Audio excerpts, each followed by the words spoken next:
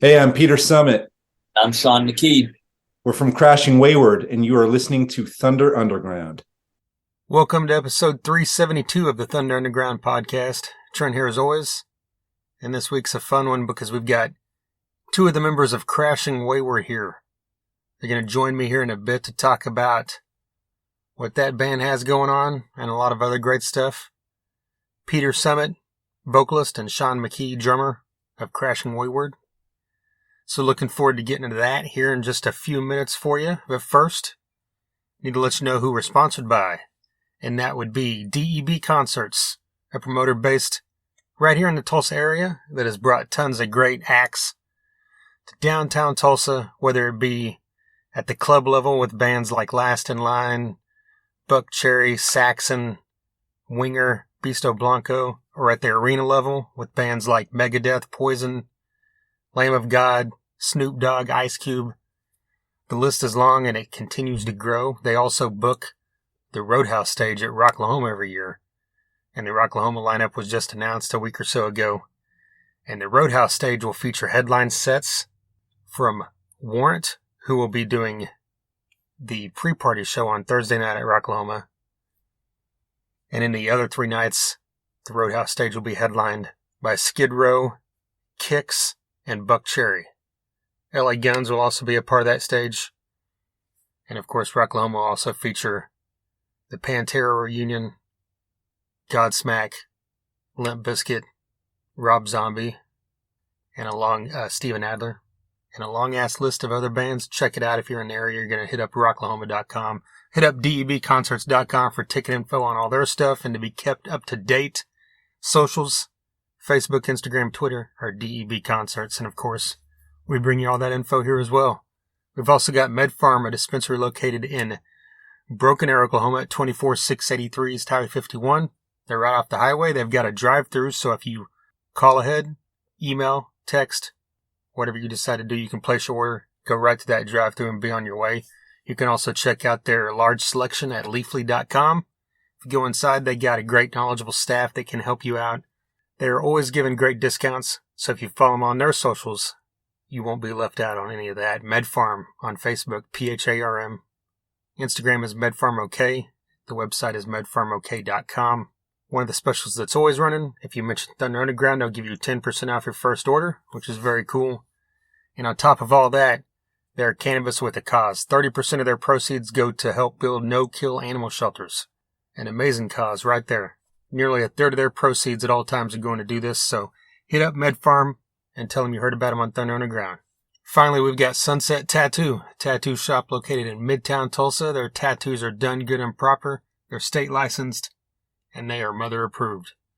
25 plus years of experience from Jason Thompson and his crew. Great work. You can check out a huge selection of their work on their socials. Facebook and Instagram are both Sunset Tattoo Tulsa. Tons of photos on there. You can see the wide range of styles that they excel in.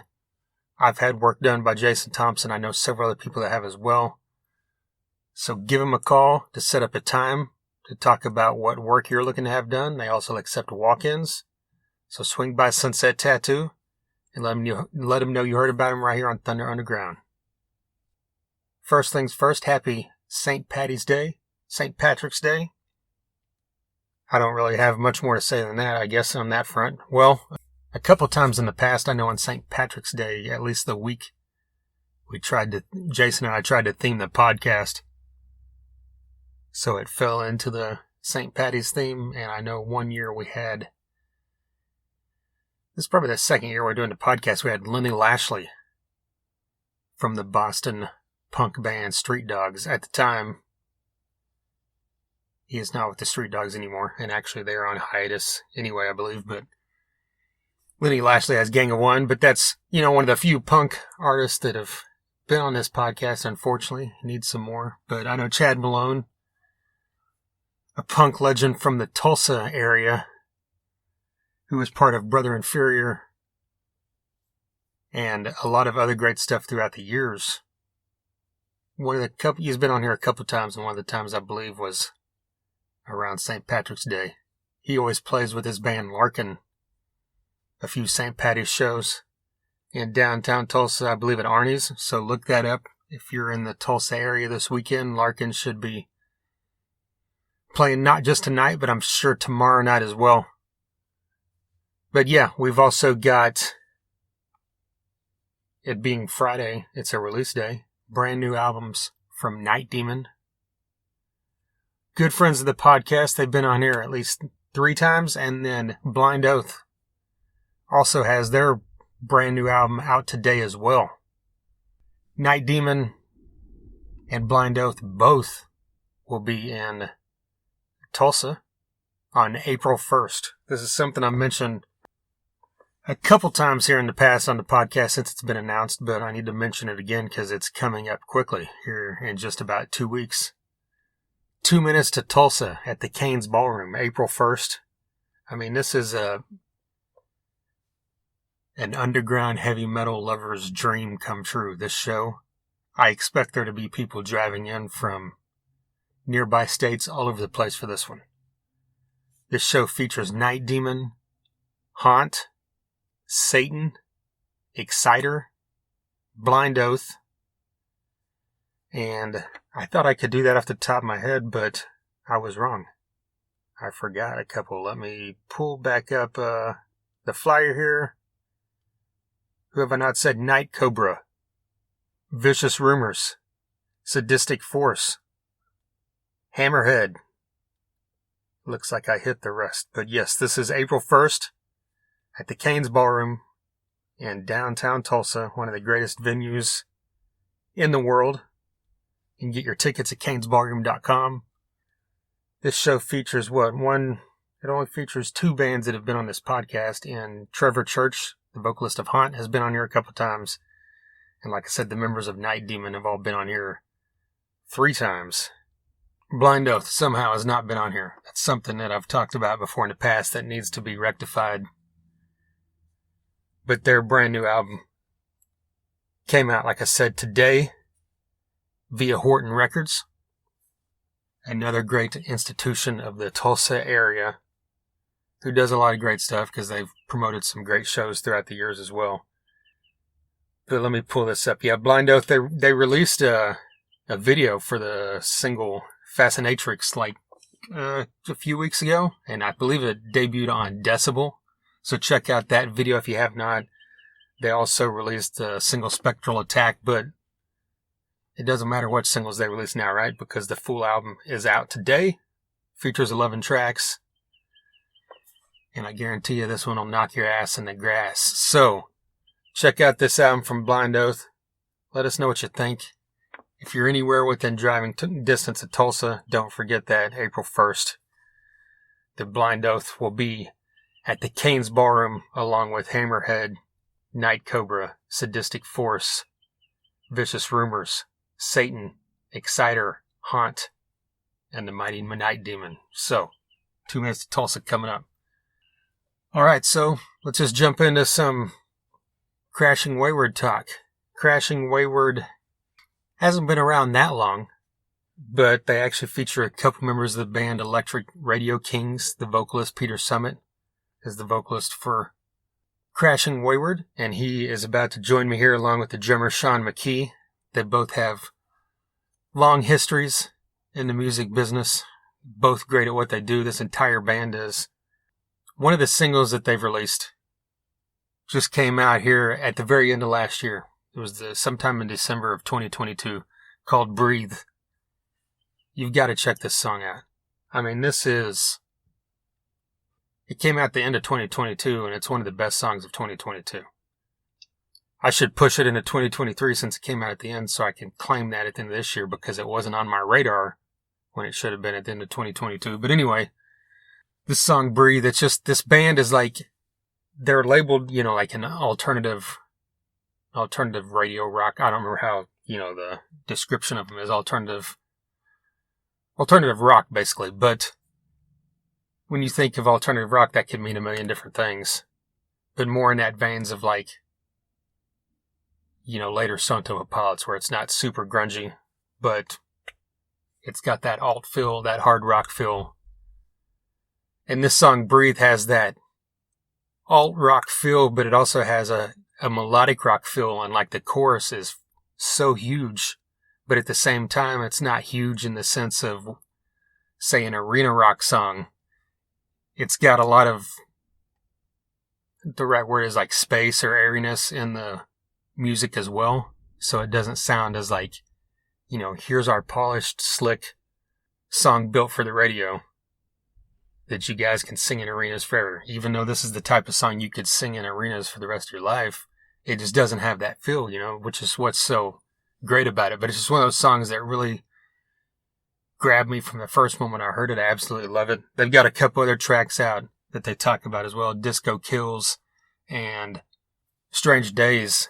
And that song is actually one that Ron Kill, I believe, when he heard, they talked about that here in the interview, he picked up on, and he's a big fan of that one. And that kind of leads into the next thing. They Crashing Wayward will be playing tomorrow at Killfest 2 in Nashville, Tennessee. So if you're anywhere near the Nashville area, this is something you definitely need to check out. It's part of the Rockin' Pod Expo that has been going on for several years now. That's something that, as a podcast myself, Jason and I talked about doing it, and then it just, every year, there's been a conflict in what, something I was doing, whether it be with being out of town for work or something. So I personally have not been able to make it myself out to the Rockin' Pod, expo, but I'm hoping one of these days I will. But the Rockin' Pod's a great deal that's been going on, like I said, for a few years. They feature podcasts from all over the country. They also feature a convention-style like thing, where they have speakers, they have performances, they have autograph signings from different artists from the hard rock world. So, very cool thing. And now Killfest is a part of this. They'll be playing at Bowie's in Nashville. And Killfest, of course, as you can tell right there in the name, focuses on Ron Kill. And this is something he actually talked about putting together when he was on the podcast before the first one. He was on here a couple years ago. And Killfest features sets by Kill, the Ron Kill Band, and Steeler. All three of, Ron Kill's major acts throughout the years. And it'll have lots of different guys that have been parts of the bands throughout the years, like Mark Ferrara, who's, of course, from Kill. Mitch Perry was the guitarist for Steeler, and he has been on this podcast a couple times.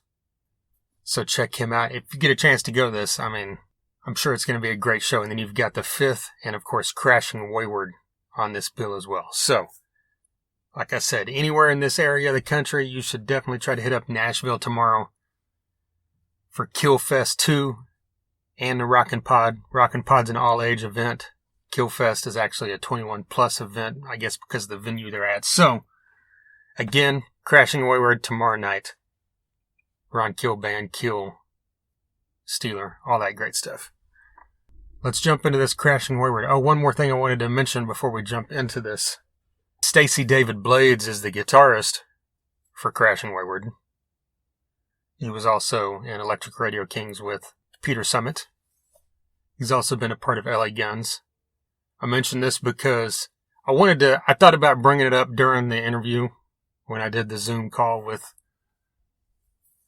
Sean and Peter, but I decided, I don't know, I think I just forgot or just thought, it wasn't Stacey, so it kind of wasn't relevant. But I actually have Stacey's book. Stacey put out an autobiography. I looked it up just to see how long ago it'd been, on the day I was doing that interview, and I think it was 2009, maybe. So this book's been out, 14 years, if that's right. But check it out. Stacey David Blades, his autobiography. It's a cool read. Just thought I'd randomly mention that since he's a part of this band. But I'm a longtime fan of autobiographies. It's pretty much the only books I read, which is kind of weird, I guess. But it could be from, mainly for me, it's music or sports, but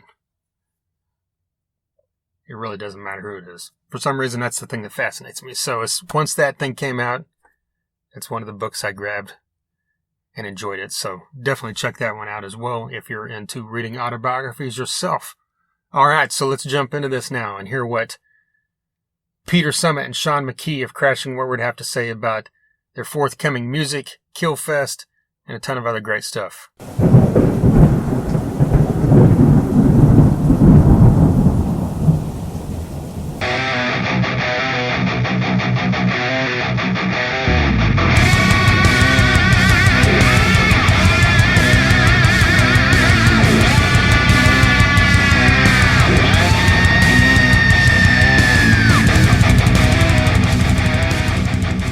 So far, I think we're just kind of like scratching the surface, or tip of the iceberg kind of thing right now with it. So I think we released it one time before, originally, what, 2 years ago now, Sean, or has it been? Yeah. Yeah, and we got a great response then. But I think it's just one of those, I don't know, biased. I think it's one of those songs that just has a lot of life left. So it's like notching up. So once this album comes out, see where, I think there's still some life in it to go someplace else. Maybe it's like more of a sleeper hit, it's like all of a sudden, I don't know. We'll see what happens. So you guys going to kind of ride that and see if it'll keep getting a little bit bigger before you release a second single from the album, or? No, we have another single planned. Okay.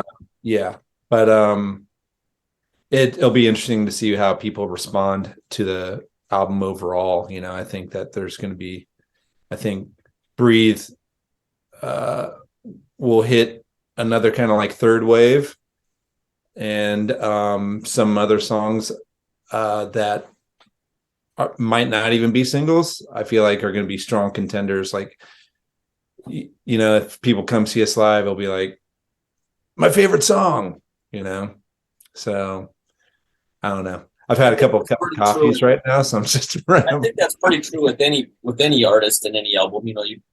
The band puts out a single and that one didn't work.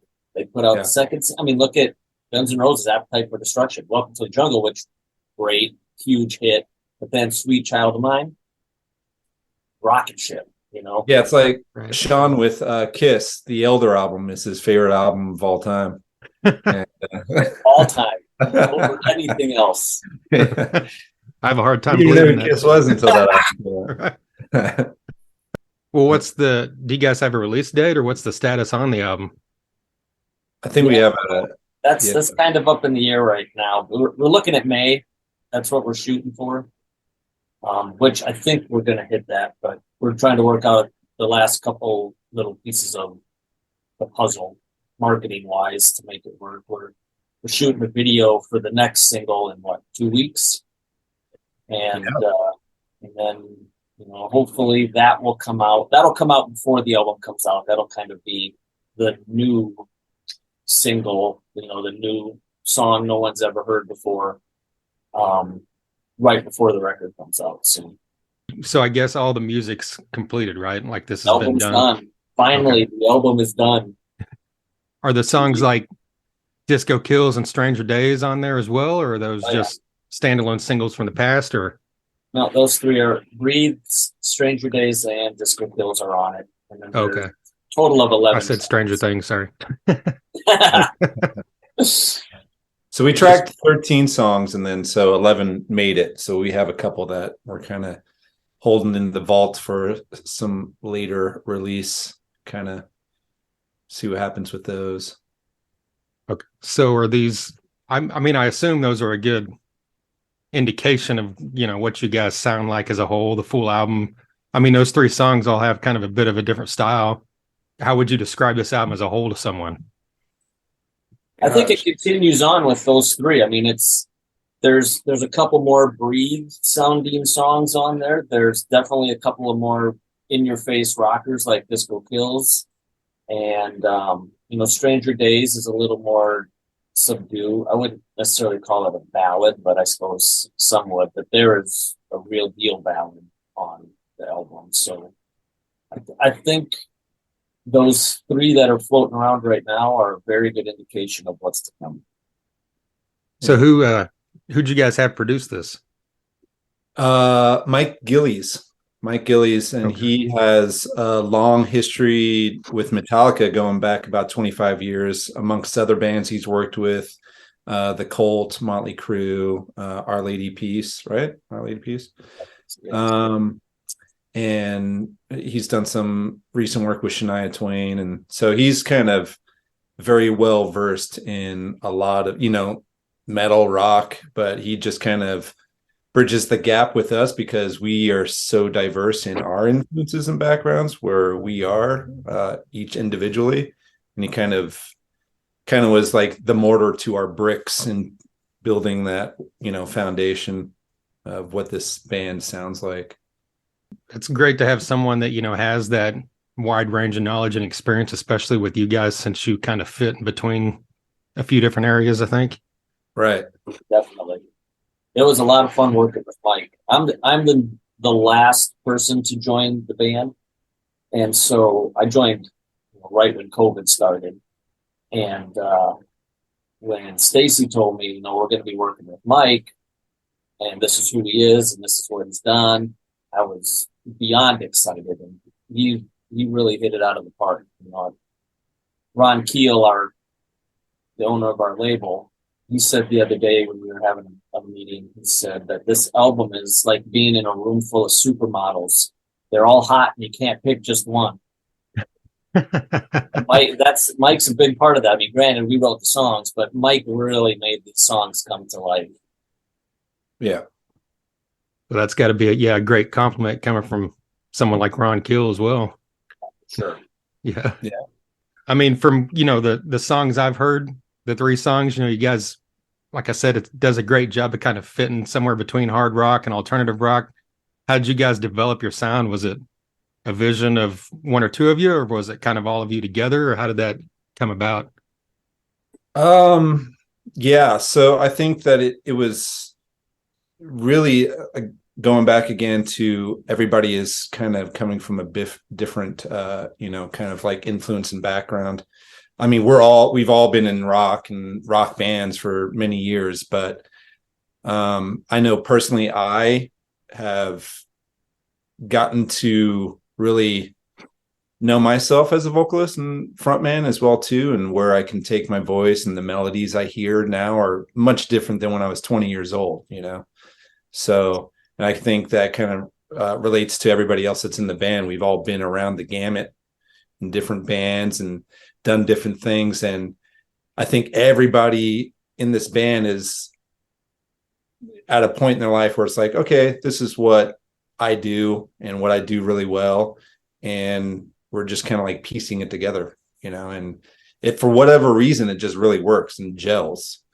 I know I come from a rock background, but I also love new wave and Freddie Mercury a lot. So a lot of those melodies and anthemic tones and notes is what I try to strive and achieve for. And the guys really kind of embrace allowing me to experiment in that way instead of just being kind of like maybe something that's a little bit more obvious, I guess. And I think we all push each other to bring out the best in each other. Well, I know Sean pushes the best out of me, whenever I turn around and see that lock. Look at that hair. Hey, I'm jealous. Yeah. I mean, how did you guys initially form? Because, I mean, you mentioned a minute ago, Sean, about it, joining during the beginning of the pandemic. And I kind of wondered if this band was birthed during the pandemic, because I know you've only been around 2 or 3 years, right? Pete, you and Stacy have played together in the past as well. Yeah. So, I don't want to step on Sean, but I did. I actually joined. Stacy and I go back about 20 years. Our bands were in LA, were friends. We'd hang out, so we had mutual friends in the LA scene at that time. And then we lost contact for about 15 years, and I had a friend who messaged Stacy when they lost their last singer in a band called Electric Radio Kings. And my friend told him that I have a guy, he's perfect for you. And he kind of sent him my SoundCloud. And so my friend got back to me and said, I sent this out to Stacy David Blades, that who's looking for a singer, and I sent him you, and I said, I know that guy. Tell him to give me a call. So anyway, it's like a day later or so, we had a chat and got to talking and reunited. And I said, don't bother interviewing anybody else or auditioning anybody else. I'm your guy. And a week later, I was out auditioning for that band. And so played a couple of gigs as Electric Radio Kings. COVID hit. And Stacy was the only guy left from the original Electric Radio Kings. So we just decided to let that go, restart a new band. And that is how we got Sean. And yeah. So how'd you come into the fold? Did you know any of these guys from previous work, or? Yeah, I knew Stacy. I mean, we both lived here in Vegas. We were the only two that lived in Vegas at the time. And so, I had known him for a few years. We had done a few things together, and he called me up and said, hey, starting this new band, doing a name change, blah, blah, blah. And he said, I'm going to send you a demo and go listen to it and call me back. And he sent me Disco Kills. And I was like, whoa, I don't know what that is, but I want to be a part of it immediately. So, we couldn't do much right off the bat because, everyone was home doing nothing. But I had just built this house and I had, put this little studio in it to start doing stuff. So that worked out well where I could track drums and I'd bring Stacy over and demo some guitar stuff. And it just kind of happened. And unfortunately, it's taken a very long time to finish this thing. We're 2.5 years later, it's finally coming out. So it's been a lot of work. It's been a lot of blood, sweat, and tears, not to be cliche, but literally has been, and we're just super excited now to let everybody hear it. Having something completed like that for quite a while, does the anticipation kind of kill you not being able to get it out and let everybody hear it? Brutal. Yeah. Brutal. Yeah. I think I would love to upload everything right now and just say, there it is, go listen. Right. Yeah. But I'm also glad that it's coming out now as opposed to a year ago. Right. I've said it before, I'll say it again. I don't think we'd be in the position we're in right now if it did come out a year ago. But it's funny because after 2.5 years of making this album and, kind of going through the mixing phase, and I'm already ready for the second album. And I think, we're working towards that right now. So, of course, our focus and attention is on this first album, but I'm excited for the future as well. I think everybody is just kind of moving forward. Like you guys already have more songs written, is what you're saying, or just we are? Yeah, process there? Yeah, we do. Yeah, so we're going to be playing a couple of new ones actually at our next show coming up. Which is so funny because they're all new because no one's heard them. Right, totally. Yeah, we have new ones that literally nobody's heard. Right. Yeah. But to us, because we've been playing for 2 years, we're like, all right, we should, let's get to work on the second, And I think that's what the interesting thing about COVID and the time it's taken to do this album is it's given us that grace period to work towards a second album instead of just like, album out, tour, okay, in the studio, write and record everything in a month. And then you're just like got this contrived, album that just you really weren't able to like, sink your teeth in and make it great. So I think we're kind of gifted that time right now. So we got a good start. So the first time, this lineup of Crash and Wayward got together in a rehearsal space, did it feel natural with the five of you guys together, or how did it, the chemistry, was everything immediate? Totally. I think, like Pete said earlier, everyone's got a kind of a different background musically and has musically tastes that vary quite differently between us all. You got Pete, who is a huge Duran Duran fan, and you've got Carl, our bass player, who's way into punk. And everything in between there. You know, Dave is kind of an Aerosmithy blues guy. And then, I grew up in Stacy and I grew up, well, grew up in the 70s, but that's my 70s hard rock. That's where I'm at. Those guys behind me. um, so being diverse like that, it didn't negate what happened when we went into a studio and started, turning the amps up to 10 and letting it rip. It felt like a really cool rock band that had a lot of different elements of all the different genres that we're big fans of. And how it all melded together like that, I don't know, but it works, and it works really well. Yeah, I think the common denominator between us all is rock and good rock. Yeah. So just bringing all those pieces together and making one cohesive kind of original sound.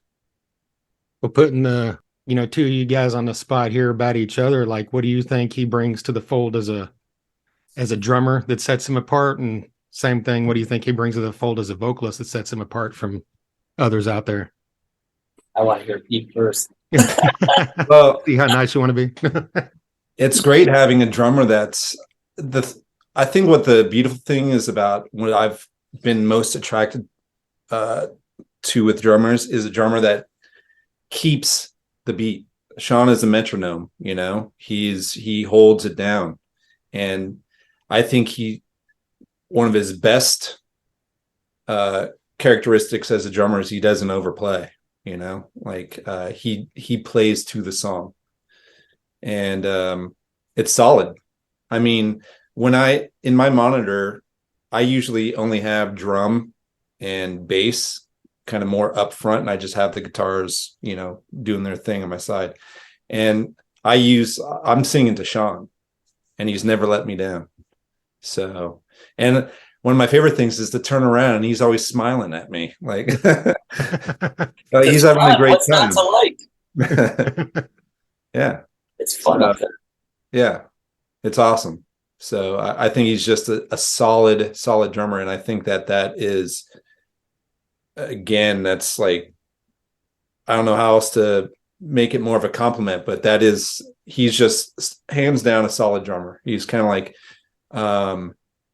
what's his name? Eric Kretz from like STP, he's just kind of got that kind of just good, solid holding down the song, and he just plays to the song. And yeah. Well, I come from the school of Zeppelin, and I mean that beat that is thick, and that's got to be there. So, I'm not a speed metal drummer. I'm not double kicking my way through songs, and I love that stuff. Avenged Sevenfold blew my mind when I heard that album for the first time. I couldn't believe that a drummer could play like that. But that's not me. I know where I can exceed or excel and fail, and I could not be in Avenged Sevenfold. So getting to Pete, I mean, he's just a great vocalist, period. His voice is amazing. Everybody that hears it is like, wow. And they've likened it to Chris Cornell, and I definitely hear that from time to time. I was just listening to the album again yesterday, and there's little things that come out, and you're like, there's Chris. They're right there. Well, there's STP right there.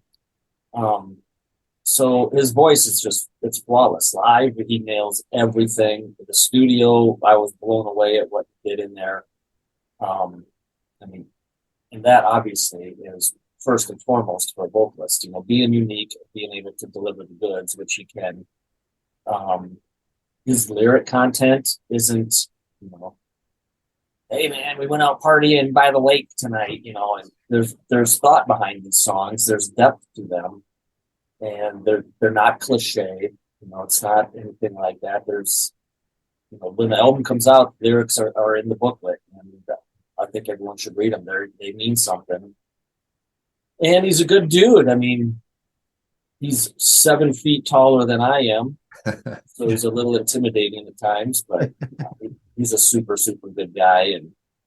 And anytime you need anything, call Pete. He's there for you. Dude, thanks, Sean. It's hard listening to compliments without like blushing. Right. Pete, you mentioned playing to him as the drummer. Like I a couple years ago, I had Kevin Martin from Candlebox on, and he mentioned kind of the same way that he performs the same way, but it was because he started as a drummer. Do you have drumming experience, or is that just the way your mind works and the way you sing? Yeah, I don't know. I think I didn't start as a drummer. I always wished I was a drummer. I always wished I was Tommy Lee. Tommy Lee was like the coolest. Yeah, he was the coolest. And then during the 90s, especially, that's when I really got into Motley Crue. But I don't know what it is. I think it's just I think I'm attracted to just rhythmic, just the elements of the song. Like it's one of the first things that really stands out to me is that just solid swing, good, just beat. And I don't know why, but that is what I am drawn to when I'm listening to the mix, you know. And that's actually in the studio as well too. I need to hear that kick drum. And it just kind of sometimes I can just come up with a melody just off of the kick drum. And so, and I've worked that way in the studio with some of these songs. You know, I would just hone into that. And so, yeah, I don't know why, but no, I'm not crazy instrument. I can strum a guitar okay, but I'm not instrumentally inclined. I've always been just pride myself on a front man, and you know, the microphone and stage presence is where I've always you know, kind of like honed my craft. So Going back to what you mentioned, Sean, about kind of what Pete mentioned about that foundation style drummer, like, is it easy to play with a punk influenced bassist? Like, how does that work together? Yeah, you know what? I don't know. It's kind of weird that a friend of mine here in town that I played with 15 years ago, he said something. He gave me a compliment one night after a show, and I was actually playing with a punk band at the House of Blues. Totally not my genre. I was totally out of my element, but I don't know. I could just pick up these different punk, country. I've done a bunch of country shows. That was a little learning curve. The punk thing was a learning curve. But for some reason, I can settle into those pretty easily. I get it quick, and I can shift my brain to the different swagger that a country song needs versus a punk song versus a hard rock song. I know that what the style of a 70s drummer sounded like versus an 80s or 90s drummer. I don't know. It's just, I can't explain it, but you know, that night after that punk show, he came up to me. He's like, I don't even know what to say. He says, I never in a million years thought you'd be able to play punk, and you just killed that show. So I don't know. I just can pick up on, I listen to the music and I get into it, and I guess I make myself that drummer, and I can pick up on their nuances and play that way very quickly. Is that kind of how you went into Crashing Wayward? Did you listen to the other guys first before you kind of put your stamp on it? Yeah, I mean, you know, when they started sending demos around, they had drum stuff on them already. If that's what that was the beat or close to the beat that they wanted for their song, then, you know, I tried to keep it there as much as possible, and then threw my flavor in. And then when we got actually in with Mike Gillies, then, you know, he pointed out things that, you know, try this, try that.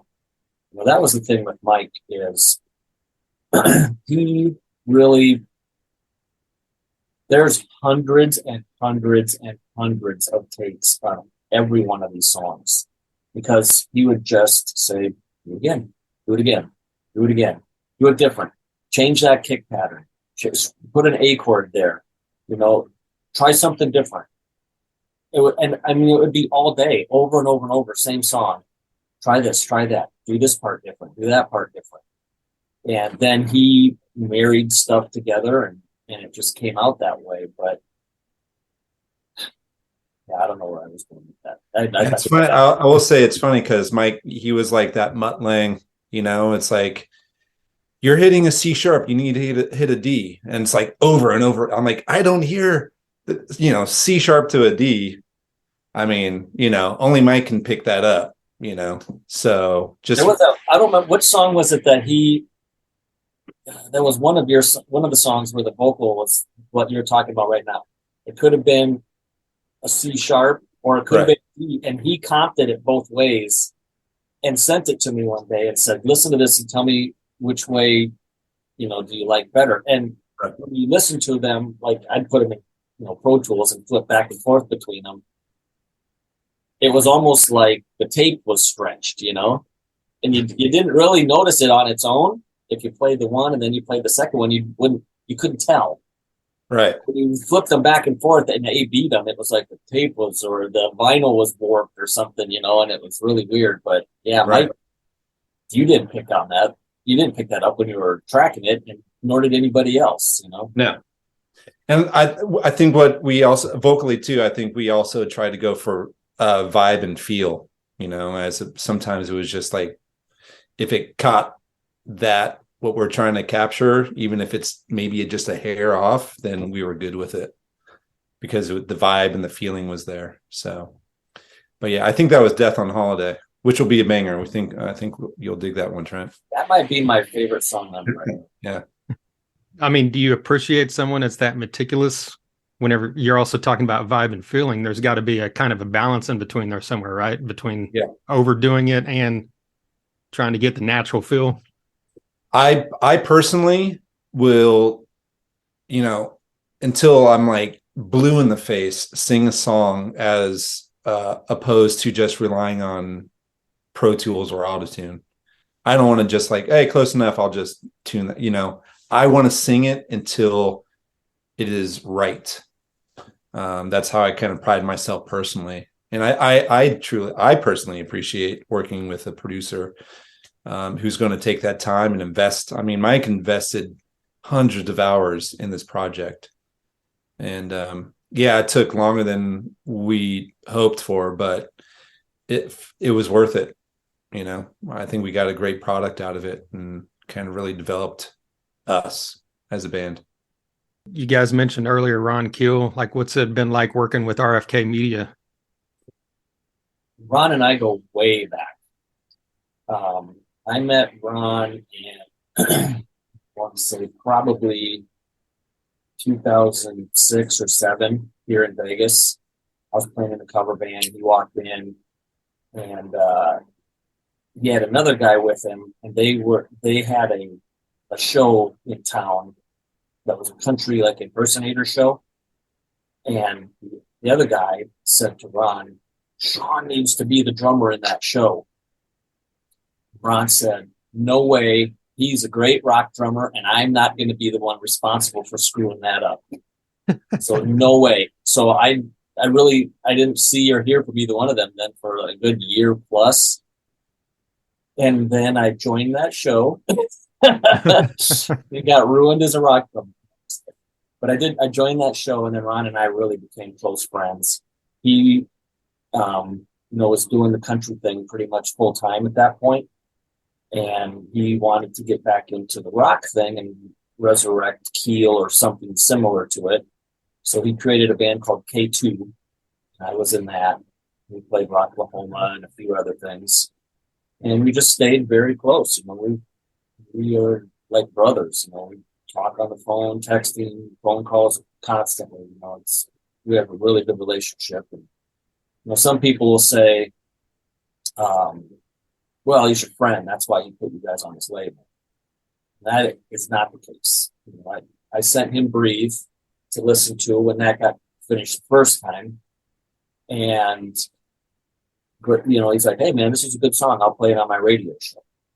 And I think he did that once or twice, and that was the end of that. When Disco Kills comes out, I send it to him. Hey, this is a good song. I'll play it on the radio show. Then I sent him Stranger Days. And weeks went by, and I heard nothing. And I was like, well, that's a swing and a miss. He didn't like that one. He's not even responding to me on that one. And then one day he called me and he said, I just want you to know that I've listened to Stranger Days probably a dozen times back to back right now. and that's probably the best song I've heard in the last 20 years. And he said, we need to talk. I'm starting this label and I want you guys badly on it, and I can help. There's a lot of things I can do.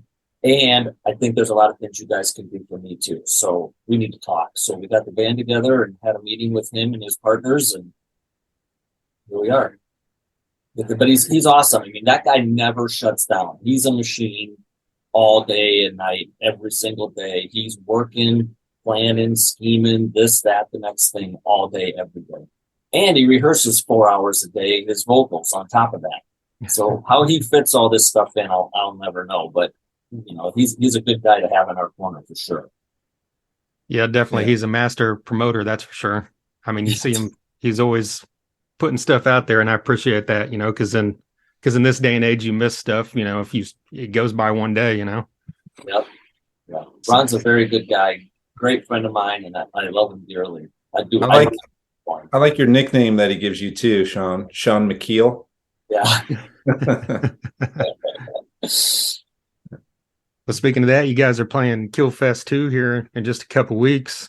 Are you looking forward to that? Yeah, I can't wait. I just got myself a new microphone, wireless setup. You know, I'm super excited to bring on the road. So, I'm ready. I have new drumsticks. Come with my own equipment, baby. And I want to let you know, I'm not one of those typical lead singers that doesn't help load in and load out. I think Sean can confess that I help. A lot. Yeah. Now you have a microphone to carry though with you. I might get you help anymore. It is a metal bass, so. Well, I mean, Nashville's going to be awesome, man. We're totally stoked for that. Yeah. Are you going to be in town for that, or? Me personally? Yes. No, I'm not anywhere near Nashville. Oh, okay. Where are you out of? I'm in Oklahoma. Oh, okay. Yeah. That's a hop, skip, and a jump. Yeah. Well, I mean, yeah, it's like 9-10 hours. Yeah. Well, Killfest revolves around that Rocket Podcast Expo too. So. Oh, right. Yeah. Yeah, I've been invited to that before, but I've always had conflicts because I worked in the live music industry, so I work music festivals a lot. So I'm always kind of gone, you know, so it's kind of hard to do stuff like that. But we are on Friday, I believe we're going to the expo and doing a signing and stuff like that, and then Saturday, or maybe we're doing that during, I don't think so. And then Saturday night then is the show, so it'll be fun. You know, kind of like we talked about earlier, your guys sound, you know, a bit different from, you know, Kill and Steeler and, you know, the bands performing there. But you guys, you know, have a sound enough that can fit with that, like, and fit in other areas. Like, are there other bands out there in totally different styles that you guys would love to share the stage with? Yeah, I think that musically we have a lot to, especially when it comes to our live show. I think our music crosses over, you know, and resonates with a lot of people and through different genres. And when it comes to our live show, I think we really sell it. And we actually just played in Salt Lake City last month, and the response was amazing. I had this younger guy, probably early 20s. He was just like, he came up to me, wanted photos. His wife was taking photos with us, all his friends.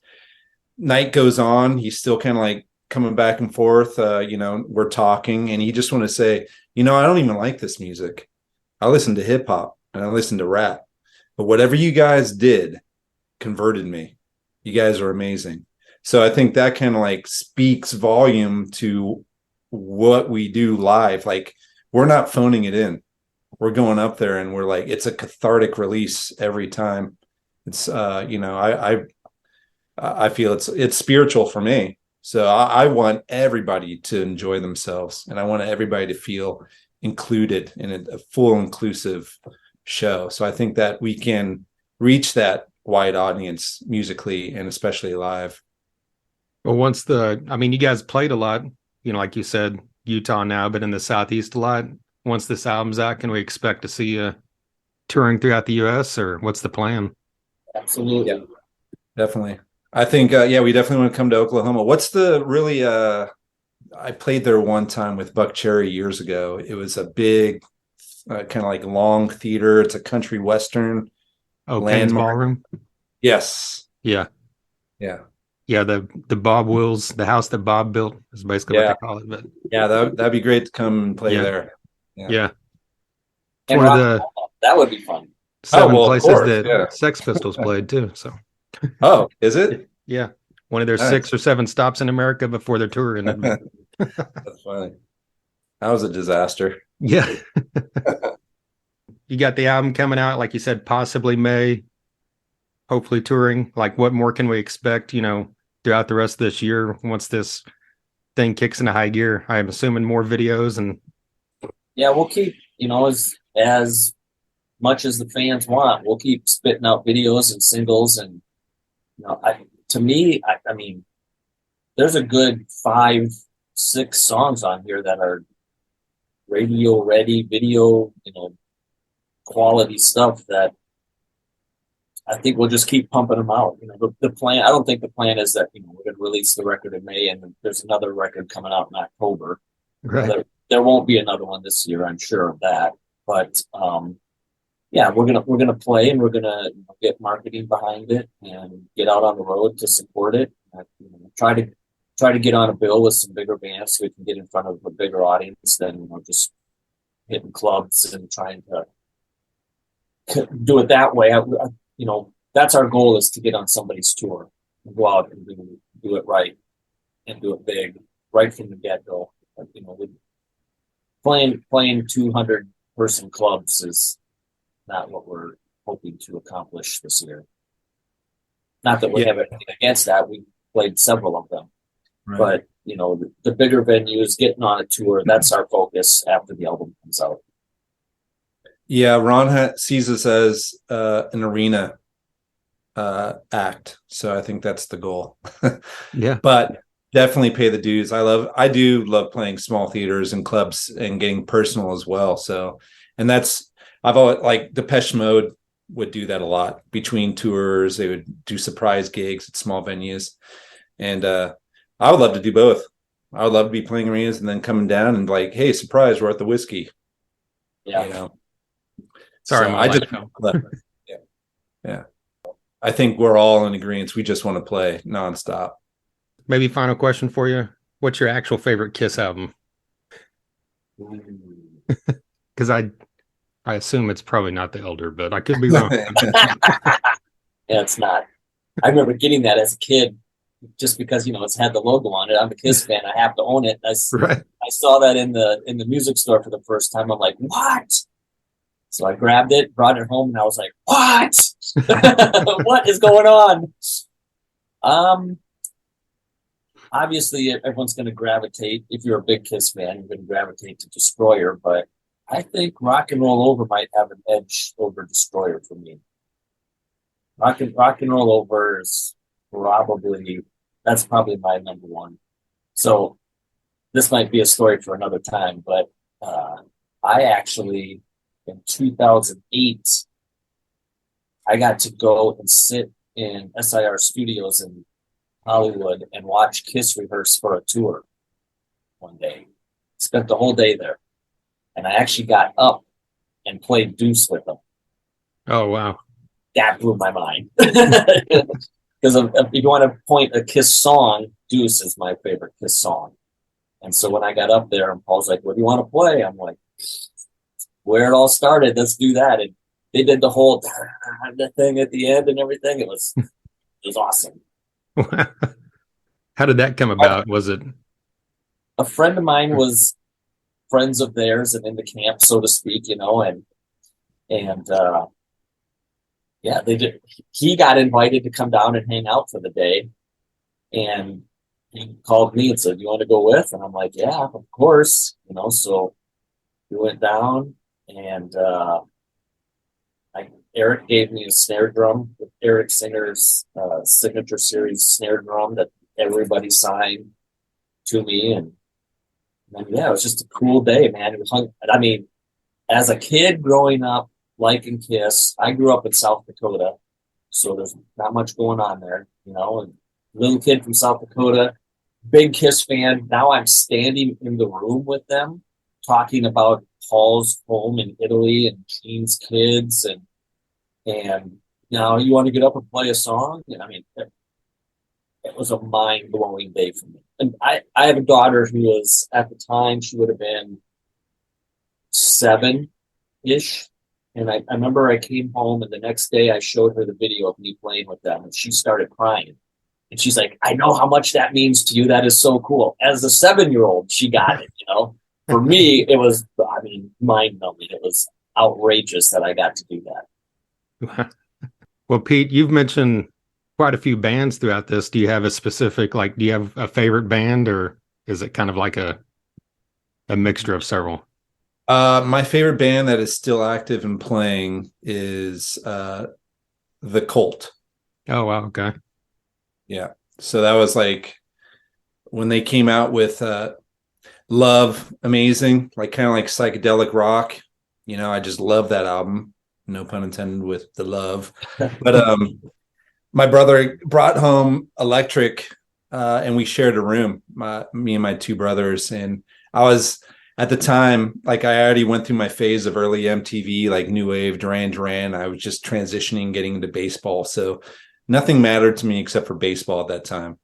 And my brother, his side of the room, mine's all baseball. His is like the Cure posters and, you know, Jesus and the Mary Chain, the Cure, the Smiths. And then he put on, at night, he'd always play a record.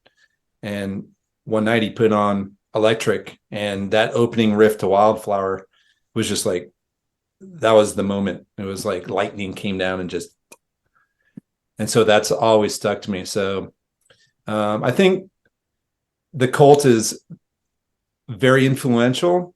And I mean, I know a lot of people that love the Cult, but I feel that they're at the same time hugely underrated. You know, so yeah, that's my favorite active rock band right now that's still doing it. And they still put out quality, you know, stuff. So I Yeah, love the that Cult too. I played in a cover band and we like learned that entire Electric album. We really? play like what Cult song do you guys want to hear tonight, you know? Yeah. And so now we live in Vegas, and Les Warner, the drummer that's on Electric, Right. lives here and has become a friend of mine and stuff. And that's still a trip to like be standing there talking to him, and it's like, you're the guy. Yeah, you know, that's the kind of I don't get like starstruck, but I do over like, you know, somebody like I actually got to meet Billy Duffy when he was when they were playing with Guns N' Roses doing the stadium. So I got to meet him. And I just said, you know what, I'm just going to tell him. I was just kind of like being cool, but then I was like, I had a fan out. I said, you know what, I just want to thank you for your music, you know. And he was very cool and gracious. So that's, you know, that was an awesome moment for me. But I would do the same thing with like Les Warner, or, you know, I geek out over like Crispin Glover from Back to the Future. That's the kind of people I geek out.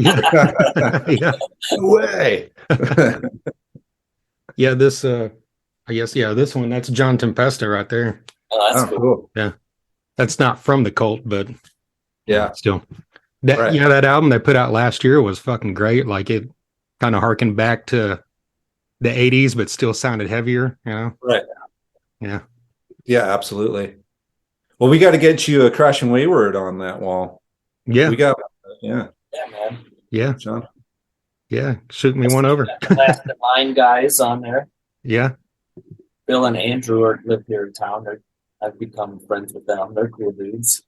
Yeah, they're playing the April 1st, the night after us on the Strip. Where are they at? Hard Rock?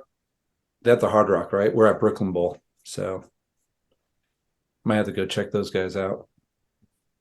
Absolutely. Well, I appreciate you guys taking the time with me today. This is, I mean, the 3 songs I've heard are fantastic. So I'm really looking forward to hearing the rest of this stuff. And Oh, thank you. We will get it to you ASAP. Yeah. right on. Yeah, can't wait to you know, hear your thoughts on the album as a whole. So excited for everybody to hear it. Right on. I appreciate it. Cool. Yeah. Brent, you're awesome, brother. Thank you so much. All right. You guys too. Thank you. Thanks, Trent. All right, Where in Oklahoma are you? Right near Tulsa. Oh, okay. Yeah. Yeah, I played Rocklahoma last year. We stayed at the Hard Rock in Tulsa there. Oh, you played last year? Yeah, Really? What? with Count 77. Oh, okay. Yeah. Yeah, I was working, so I didn't get to see it, but Oh, you were there? I met Danny later that night, and he was a pretty talkative guy. Yeah, he's a good dude. There you go, Peter and Sean of Crashing Wayward. A huge thank you to Jody Best of Best Bet Promotions for her continued support of this podcast. Love Jody for all her help throughout the years. And of course, a massive thank you to Sean and Peter for taking some time out there to talk to me about everything that's going on in the world of Crashing Wayward. If you're new to the band, be sure and check them out. Follow them on all the socials so you don't miss all this great upcoming stuff like the album they're working on and everything. You don't want to miss it. Crashing Wayward. All right, if this is your first time listening, it's greatly appreciated. You can check out 371 prior episodes to this. You can listen directly from the website. It's thethunderunderground.com. All the socials are on there, Facebook, Twitter, Instagram. So follow, like, subscribe, wherever you're listening to this podcast right now. Follow, like, subscribe so you don't miss future episodes. You can listen SoundCloud, Spotify, Apple Music, Mixcloud, most anywhere podcasts are heard. Just Google Thunder Underground and click the first podcast you see. I think the Ozzy song was probably going to be listed first, but when you get to Thunder Underground, you can click on it that way. But speaking of future episodes, we've got one coming up very soon with Greg Upchurch, the drummer for Three Doors Down. He is also the original drummer of Puddle of Mud, and he was Chris Cornell's drummer as well. Had a great conversation with him. They'll be getting out soon. And also one coming up with Terry Ilou, the vocalist for the band XYZ. He was also the vocalist of Great White for about a decade recently. That one will be coming up very soon as well. Have a couple others in the works. But like I said, 371 prior to this one that you could check out. I've had on 4 Rock and Roll Hall of Famers in Gene Simmons of Kiss, Glenn Hughes of Deep Purple, and now the Dead Daisies, and tons of other great projects throughout the years. Dizzy Reed of Guns N' Roses, and Vivian Campbell of Def Leppard and Dio. Of course, all those Rock and Roll Hall of Famers. We've also had on guys like Dee Snider of Twisted Sister, Jeff Tate of Queensryche, original vocalist of Queensryche, David Ellefson, the original bass player from Megadeth, James Lomenzo, the current bass player from Megadeth, Bruce Kulick, originally of Kiss, members of Testament, Death Angel, Superjoint, Down, Typo Negative, Helmet, Prong, stuff from 90s rock acts like Candlebox, Local H. I said 90s and I'm Corrosion and Conformity.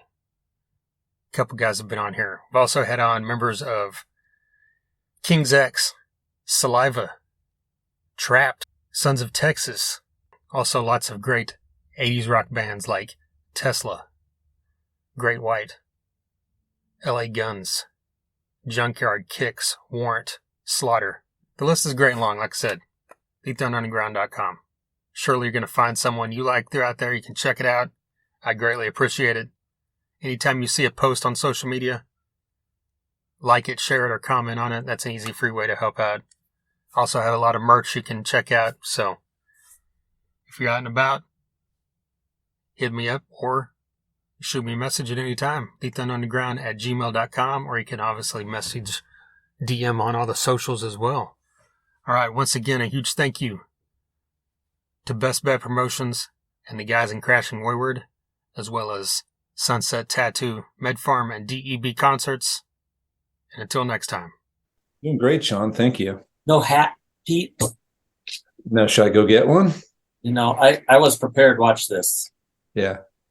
I was prepared for Pete to wear a hat today. Oh, were you? Oh. Yeah. Yeah, look. I'm sorry to disappoint. Yeah, I was going to jump in too. I was Oh, going there to you go. pick which one I was going to wear. I like the beret. Oh, that's cute. Yeah, that works. So is it a hat more often than not? Yeah. Usually, like if we do morning, interviews and such, I just grab the hat. I'm not ready Yeah. That's why I like this. I don't have to. Yeah. All I got to do is make sure looks normal, I guess. And Perfect. Thunder Underground, y'all.